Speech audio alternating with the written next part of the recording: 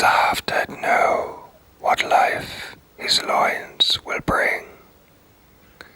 Naked and erect, in passionate moonlight, he scrutinizes each plot like a map with million-sided destinations, culminating in the fury of going.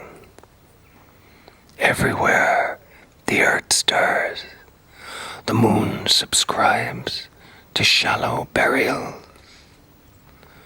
Gripped by frost, grass crackles underfoot. He targets recent graves, watches earth-dulled hair flourish with shards of bone and fingernail just above the surface. Limbs already respond to his crazed stealth. Plants quickly germinating in matrices of blood.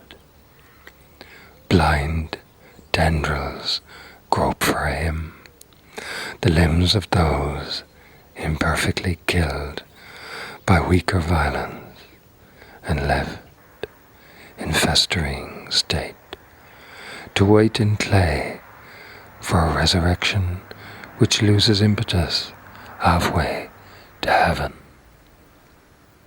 Surrounding vegetation, too discovers its new sex in reprogrammed cells, each one a sacrifice to generation. They guide him, eunuchs suddenly potent in a brothel. Untutored loins engage some twisting skull. Curved bone vibrates and swells. Membranes revive, fleshed by the aroma of his skin. He straddles each grave once, leaving a measured pearl, the scent from which will spread in maddened whirls. Rapidly he leaps to the next plot, expertly depositing each opal drop with insectine precision. Soil patches grow, tombstones topple from torsos, breaking through the evenness of slabs.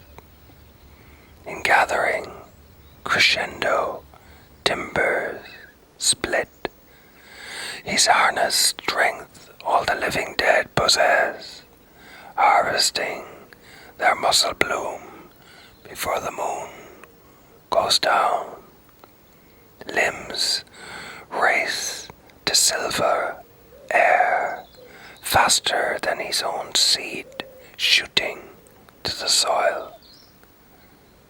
Nearby, evergreen trees are withering, tenacious wax moon-wrenched, dripping with white acids in imitation of him. Each leaf surrenders life to the convulsion. He gauges each stalactite in night's cave with compound eye. He squats and waits for other limbs to break swaying sod. Soon a hand probes through.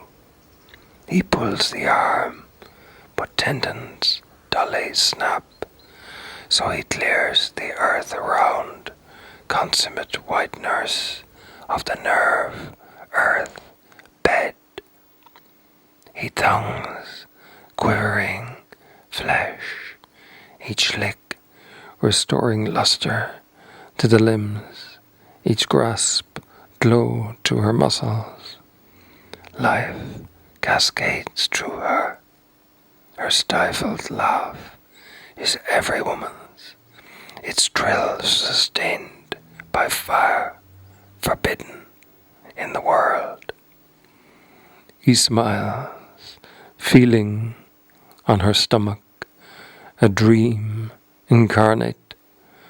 She's sweeter now than rotting forest, delirious with rose and fermentation, far sweeter than if she danced new bathe to decked her sheets. She whines her soul through puss as he sucks the ruby mass, a doctor extracting poison from a wound. No camera could catch the exquisite bite. Speed and bliss combine, accelerate beyond that point where impetus consumes all trace of vagrant matter. Tenderly he breaks each bone, swaying she moans in rhythm.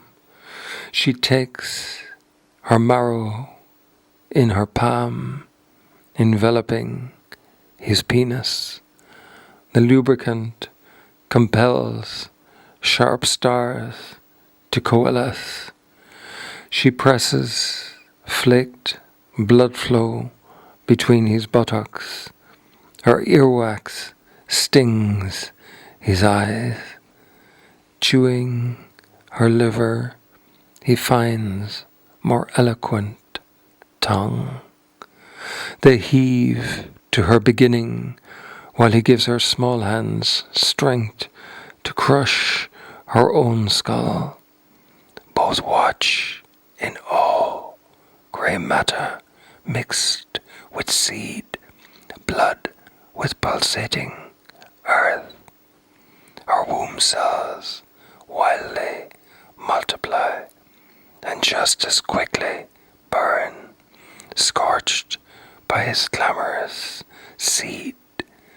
She rides, bones freely breaking. She chants, feet, mystery, and line, enveloping them both in a coral cup. Her face cuts through his spine. Its flesh carves down his legs. She clasps his body, soul. He crushes her pelvis, his penis shuddering in a sucking cave. Her vocal cords explode. They clamp in harmony. She leaks into his bone, pregnant with velvet death. Their mixing blood congeals. He dies, choking on a rich chunk of her womb. On their entangled ribs, bright flame